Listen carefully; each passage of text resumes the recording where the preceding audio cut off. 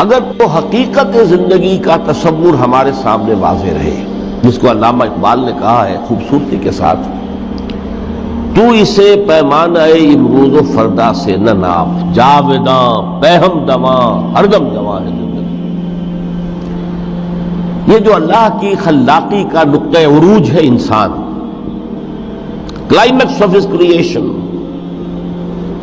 قرآن مجید میں کہا گیا خلقتہ بیدی، میں نے اسے اپنے دونوں ہاتھوں سے بنایا۔ وَلَقَدْ كَرَّمْنَا بَنِي آدَمَ وَحَمَلْنَاهُمْ فِي الْبَرِّ وَالْبَحْرِ وَرَزَقْنَاهُمْ مِنَ الطَّيِّبَاتِ وَفَضَّلْنَاهُمْ عَلَى كَثِيرٍ مِّمَّنْ خَلَقْنَا تَفْضِيلًا۔ یہ اس کی شان ہے،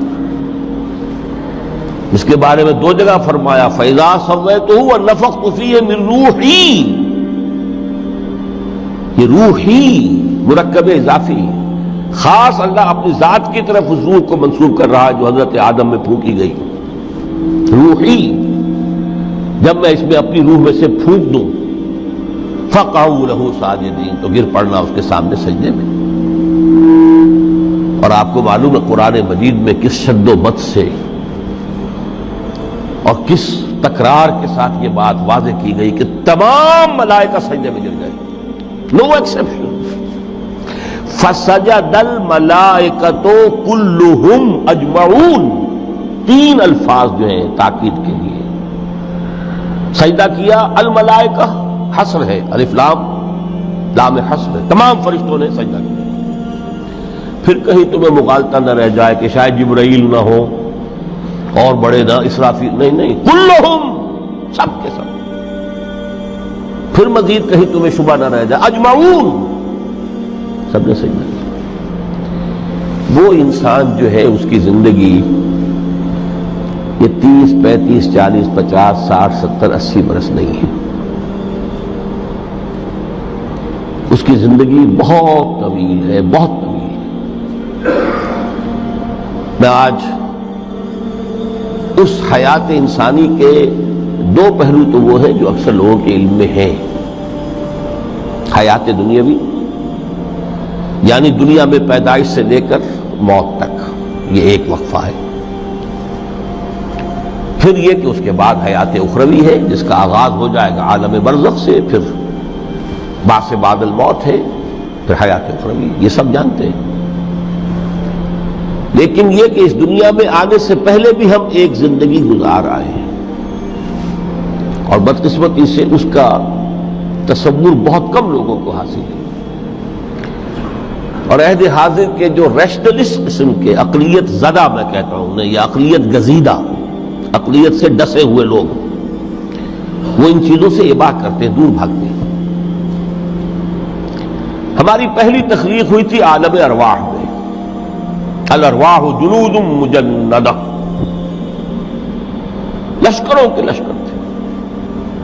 آدم سے لے کر آخری انسان جو دنیا میں پیدا ہوگا قیامت تک، سب کی ارواح عالم ارواح میں پیدا کر دی گئی۔ وہاں عہد لیا گیا الست بربکم قالوا بلا، کیا میں تمہارا رب نہیں ہوں، مالک نہیں ہوں؟ ہم سب نے عہد کیا تھا، کیوں نہیں؟ شہید نا، ہم گواہ، یہ عہد الست۔ اور ظاہر بات ہے کہ عہد جو ہوتا ہے جب تک انسان کو اپنی ذات کا شعور نہ ہو، خود شعوری نہ ہو، آپ دنیا میں معاہدہ کرتے ہیں تو کہتے ہیں کہ بقائمی ہوش و حواس میں یہ عہد کر رہا ہوں، معاہدہ کر رہا ہوں، تو ظاہر بات ہے کہ اس وقت ہم تھے اور ہوش و حواس کے ساتھ تھے، خود شعوری کے ساتھ تھے، لیکن صرف ارواح تھی، جسد نہیں تھے۔ اور یہی ہے وہ مقام جس کے بارے میں حضور نے سے جب پوچھا گیا کہ متى وجبت لک النبوۃ یا رسول اللہ، اللہ کے رسول آپ کو نبوت کب ملی؟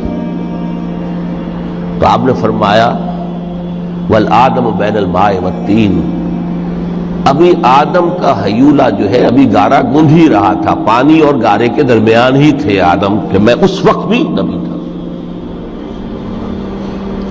عالم خلق کا ابھی آغاز نہیں ہوا، ابھی عالم ارواح میں بھی جو تمام ارواح ہیں وہ اپنی امتیازی شان کے ساتھ ہیں۔ روح محمدی صلی اللہ علیہ وسلم، جس سے اگر نور محمدی کہیں تو غلط نہیں ہے، اس لیے کہ ارواح کا جو مادہ تخلیق ہے وہ نور ہے۔ جیسے فرشتوں کا مادہ تخلیق نور ہے۔